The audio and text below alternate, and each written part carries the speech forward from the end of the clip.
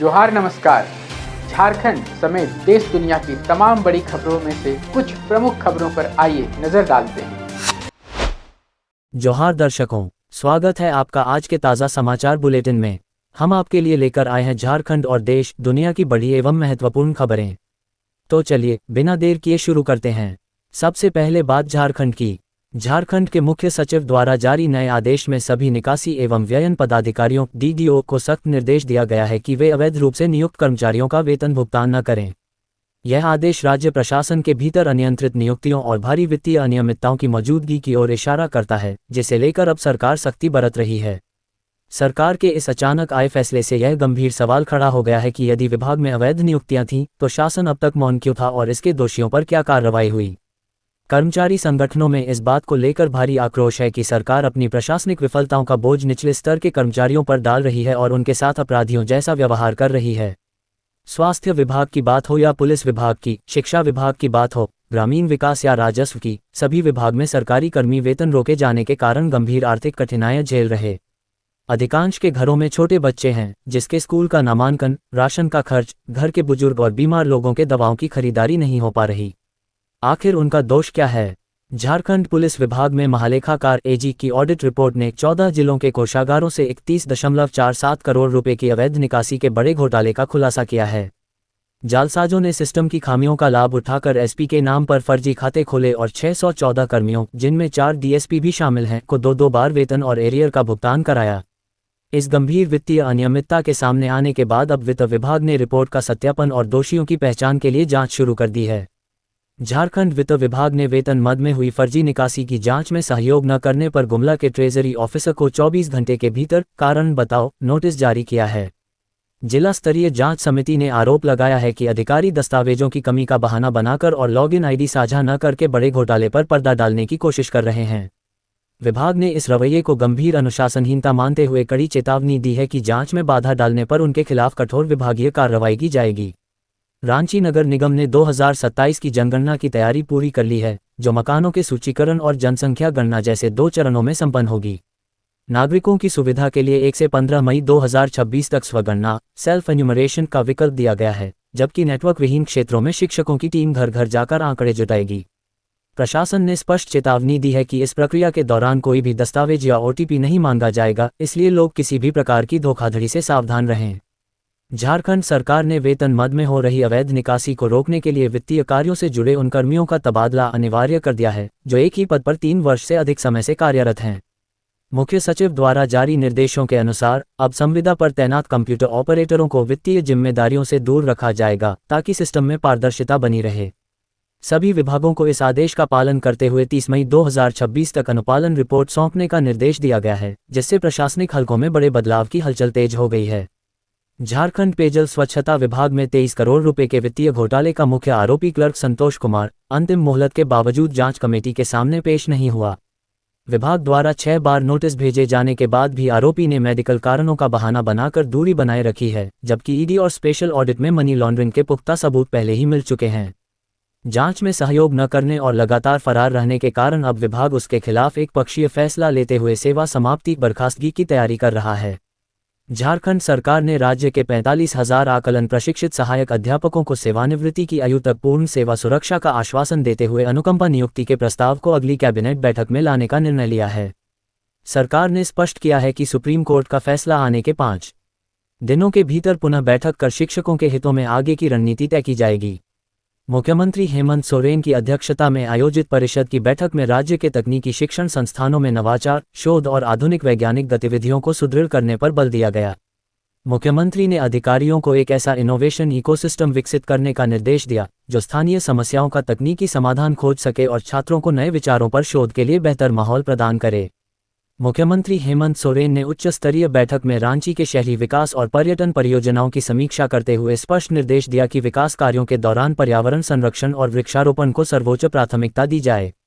उन्होंने smart city और सरकारी परिसंपत्तियों के प्रभावी उपयोग पर जोर देते हुए अधिकारियों को निर्देशित किया कि सभी योजनाएं व्यावहारिक हों और उनका लाभ धरातल पर आम जनता तक पहुंचे। CPM ने संथाल परगना में संवैधानिक कानूनों के उल्लंघन और बिना ग्राम सभा की अनुमति के हो रहे भूमि अधिग्रहण के खिलाफ मई के तीसरे सप्ताह में दुमका आयुक्त कार्यालय के घेराव का ऐलान किया है। पार्टी का आरोप है कि प्रशासन कॉर्पोरेट के साथ मिलकर आदिवासियों और पीवीटीजी समूहों को विस्थापित करने की कोशिश कर रहा है, जिसके विरोध में अब ग्राम सभाओं को सशक्त कर कानूनी और जन आंदोलन की रणनीति तैयार की गई है।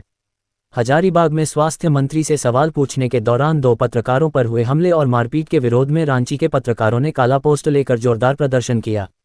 रांची प्रेस क्लब के नेतृत्व में एकजुट हुए मीडियाकर्मियों ने इस घटना को लोकतंत्र के चौथे स्तंभ पर हमला बताते हुए स्वास्थ्य मंत्री के प्रति अपना आक्रोश व्यक्त किया। पत्रकारों ने सरकार से मांग की है कि इस मामले में शामिल दोषियों को जल्द गिरफ्तार कर सख्त कार्रवाई की जाए ताकि भविष्य में पत्रकारों की सुरक्षा सुनिश्चित हो सके। गिरिडीह के प्राचीन संतोषी माता मंदिर में आयोजित जीर्णोद्धार सह प्राण प्रतिष्ठा महोत्सव के तीसरे दिन गांडेय विधायक कल्पना सोरेन ने शिरकत कर पूजा अर्चना की। विधायक ने मंदिर की भव्यता की सराहना करते हुए प्रदेश की सुख समृद्धि और शांति के लिए माता का आशीर्वाद प्राप्त किया। इस अवसर पर महोत्सव समिति और स्थानीय महिलाओं ने विधायक का गर्मजोशी से स्वागत किया, जिसमें प्रशासनिक अधिकारियों सहित झामुमो के कई वरिष्ठ नेता भी उपस्थित रहे। रांची नगर निगम 30 अप्रैल से 7 मई 2026 तक प्रधानमंत्री आवास योजना शहरी 2.0 के तहत विभिन्न वार्डों में विशेष कैंप आयोजित कर रहा है। इस योजना का लाभ केवल उन आर्थिक रूप से कमजोर परिवारों EWS को मिलेगा जिनकी वार्षिक आय 3 लाख रुपए से कम है और जिनके पास देश में कहीं भी पक्का मकान नहीं है।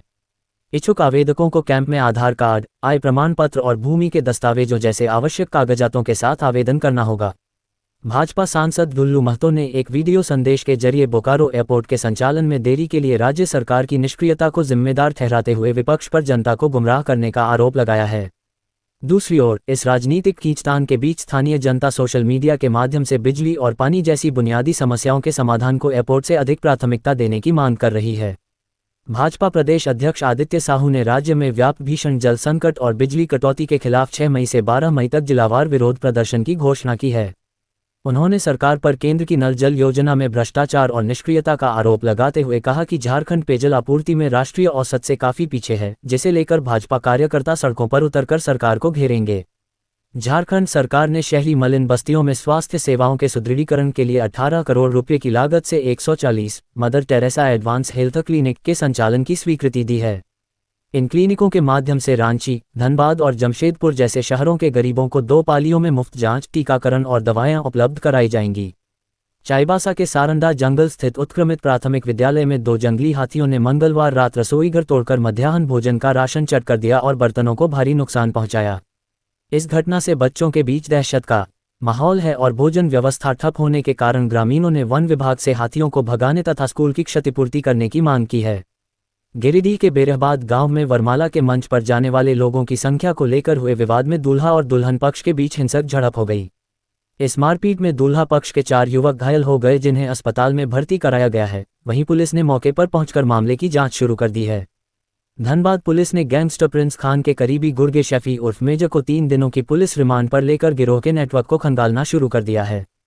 पुलिस को उम्मीद है कि पूछताछ के दौरान फरार सरगना प्रिंस खान के ठिकानों, हथियारों की आपूर्ति और गिरोह की आगामी साजिशों से जुड़े कई महत्वपूर्ण सुराग हाथ लगेंगे।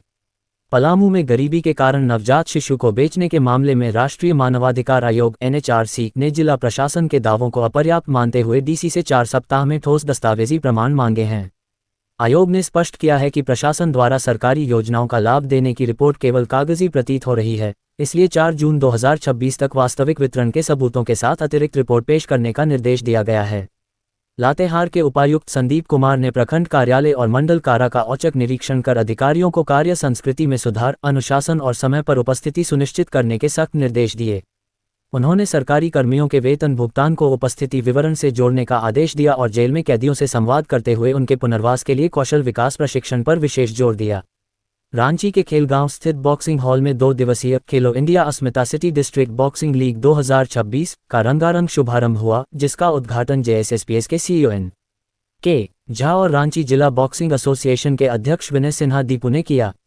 इस प्रतियोगिता का मुख्य उद्देश्य महिला खिलाड़ियों को विशेष महत्व देना और सुदूर ग्रामीण क्षेत्रों से बॉक्सिंग की प्रतिभाओं को तराशकर उन्हें ओलंपिक जैसे बड़े मंचों के लिए तैयार करना है।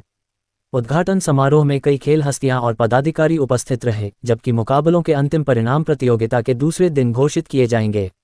रांची के खेल गांव में 1 मई से आयोजित होने वाली तीसरी सिकोकई all India open karate championship में पहली बार भारतीय सेना की 17 सदस्यीय टीम हिस्सा लेगी। अंतर्राष्ट्रीय मानकों वाली इस प्रतियोगिता में सेना के अलावा एसएसबी और आईटीबीपी के खिलाड़ियों के भी शामिल होने की संभावना है, जिसका संचालन वर्ल्ड कराटे फेडरेशन के रेफरी और जजों की देखरेख में होगा। चाईबासा के जंगलों में सुरक्षा बलों और नक्सली अजय महतो के दस्ते के बीच हुई मुठभेड़ में पुलिस ने 1 लाख रुपए के इनामी नक्सली अमृत उर्फ इजराइल को मार गिराया है। सुरक्षा बलों ने मौके से नक्सली का शव और एक एसएलआर राइफल बरामद की है, जबकि पूरे इलाके में नक्सलियों के खात्मे के लिए घेराबंदी कर गहन सर्च अभियान जारी है। गुमला के चैनपुर प्रखंड में जमीन सीमांकन करने पहुंचे अंचल कर्मियों पर ग्रामीणों ने अचानक हमला कर दिया, जिसमें राजस्व कर्मचारी सुजीत कुमार सिन्हा की बेरहमी से पिटाई की गई। पुलिस बल के पहुंचने से पहले ही कर्मचारियों के घटनास्थल पर पहुंच जाने के कारण स्थिति अनियंत्रित हो गई और एक महिला द्वारा कर्मचारी को चप्पलों से पीटने का वीडियो भी वायरल हुआ है। ग्रामीणों के हिंसक विरोध के चलते सीमांकन का कार्य अधूरा रह गया और प्रशासन को बैरंग वापस लौटना पड़ा, जिसके बाद अब दोषियों के खिलाफ कानूनी कार्रवाई की प्रक्रिया चल रही है। अब देखिए राष्ट्रीय एवं अंतर्राष्ट्रीय सुर्खियां। नामीबिया के रेगिस्तान में हीरा खनन के दौरान 1533 में गायब हुए पुर्तगाली जहाज बॉम्ब जीसस का अवशेष मिला है, जिसमें भारी मात्रा में सोने के सिक्के, तांबा और हाथी दांत सुरक्षित पाए गए हैं। वैज्ञानिकों के अनुसार जहाज पर लदे तांबे के जहरीले गुणों ने लकड़ी और अन्य कीमती सामान को समुद्री जीवों से बचाए रखा, जिससे 16वीं सदी के वैश्विक व्यापार नेटवर्क के कई महत्वपूर्ण रहस्य उजागर हुए हैं। संयुक्त अरब अमीरात यूएई ने 1 मई 2026 से ओपेक और ओपेक प्लस से अलग होने की घोषणा की है, जिसे वैश्विक तेल बाजार और कीमतों पर नियंत्रण रखने वाले इस शक्तिशाली कार्टेल के लिए एक बड़ा झटका माना जा रहा है। होर्मुज जलदमरू मध्य में चल रहे संघर्ष और ऊर्जा बाजार की अनिश्चितता के बीच लिया गया यह फैसला अंतर्राष्ट्रीय तेल राजनीति में बड़े उलटफेर और कीमतों में उतार चढ़ाव का संकेत दे रहा है। नेशनल टेस्टिंग एजेंसी एनटीए ने एनसीईटी 2026 की प्रोविजनल आंसर की और प्रश्न पत्र जारी कर दिए हैं, जिसे अभ्यर्थी आधिकारिक वेबसाइट पर जाकर चेक कर सकते हैं। इच्छुक उम्मीदवार 30 अप्रैल 2026 तक 200 रुपये प्रति प्रश्न का शुल्क भुगतान करके ऑनलाइन अपनी आपत्तियां दर्ज करा सकते हैं, जिनके सत्यापन के बाद फाइनल रिजल्ट जारी किया जाएगा। पश्चिम बंगाल विधानसभा चुनाव 2026 के दूसरे चरण में रिकॉर्ड 91.66% मतदान हुआ, जिसमें महिलाओं की भागीदारी 92.28%, पुरुषों 91.07% की तुलना में अधिक रही। निर्वाचन आयोग ने स्वतंत्र और निष्पक्ष चुनाव सुनिश्चित करने के लिए 532 करोड़ रुपये से अधिक की सामग्री जब्त की और सुरक्षा के लिए केंद्रीय बलों की 2500 से अधिक कंपनियों को तैनात किया। पश्चिम बंगाल में चुनाव के दौरान भवानीपुर में भाजपा प्रत्याशी शुभेंदु अधिकारी और टीएमसी कार्यकर्ताओं के बीच हिंसक झड़प और नारेबाजी हुई, जिसे नियंत्रित करने के लिए सुरक्षा बलों को लाठीचार्ज करना पड़ा। इसी बीच पानीहाटी में आरजी कर पीड़िता के माता पिता को टीएमसी कार्यकर्ताओं द्वारा घेरने और पुलिस की निष्क्रियता के आरोपों ने राज्य की कानून व्यवस्था और चुनावी निष्पक्षता पर गंभीर सवाल खड़े कर दिए हैं। मुख्यमंत्री ममता बनर्जी ने परंपरा तोड़ते हुए भवानीपुर के बूथों पर खुद जाकर स्थिति का जायजा लिया और केंद्रीय बलों पर पार्टी कार्यकर्ताओं को डराने धमकाने का गंभीर आरोप लगाया। दूसरी ओर उनके प्रतिद्वंद्वी शुभेंदु अधिकारी ने उनकी सक्रियता पर सवाल उठाए, जिससे इस हाई प्रोफाइल सीट पर चुनावी मुकाबला बेहद तनावपूर्ण और प्रतिष्ठा की लड़ाई बन गया है। पश्चिम बंगाल विधानसभा चुनाव 2026 के एग्जिट पोल से पहले पिछले रुझानों पर नजर डालें तो 2021 में सभी एजेंसियों के सर्वे फेल हो गए थे, जबकि 2011 में सी वोटर और 2016 में न्यूज 24 चाणक्य की भविष्यवाणियां सबसे सटीक रही थीं। पिछले रिकॉर्ड बताते हैं कि जहां 2021 में भाजपा की जीत का अनुमान गलत साबित हुआ था, वहीं ममता बनर्जी ने उम्मीद से कहीं अधिक सीटें जीतकर प्रचंड बहुमत के साथ सत्ता में वापसी की थी। भारतीय रिजर्व बैंक आरबीआई ने ग्रेड बी के 60 पदों के लिए भर्ती अधिसूचना 2026 जारी कर दी है, जिसके लिए उम्मीदवार 29 अप्रैल से 20 मई तक आधिकारिक वेबसाइट पर ऑनलाइन आवेदन कर सकते हैं। ये भर्ती जनरल, डीईपीआर और डीएसआईएम कैडर के लिए आयोजित की जा रही है, जिसमें चयनित उम्मीदवारों को आकर्षक वेतन के साथ 13 जून से शुरू होने वाली 2 चरणों की परीक्षा प्रक्रिया से गुजरना होगा। ओडिशा के केंदुझार जिले में एक व्यक्ति, जीतू मुंडा, अपनी मृत बहन के बैंक खाते से पैसे निकालने के लिए उसके कंकाल को कंधे पर लादकर बैंक पहुंच गया। ये चौंकाने वाला कदम उसने तब उठाया जब बैंक ने नियमों के तहत मृत्यु प्रमाण पत्र और आवश्यक दस्तावेज मांगे, जिन्हें समझने और जुटाने में वह असमर्थ था। ये घटना सिस्टम की जटिलता और ग्रामीण क्षेत्रों में जागरूकता की भारी कमी को दर्शाती है, जिसके बाद प्रशासन ने अब उसकी मदद करने का भरोसा दिया है। ये थी आज की बड़ी खबरें। अगर आप ऐसे ही अपडेट्स पाना चाहते हैं तो हमारे YouTube चैनल को सब्सक्राइब करें, Facebook पेज को लाइक करें और इस वीडियो को लाइक एवं शेयर जरूर करें। फिर मिलेंगे अगले बुलेटिन में। तब तक के लिए जोहार और नमस्ते।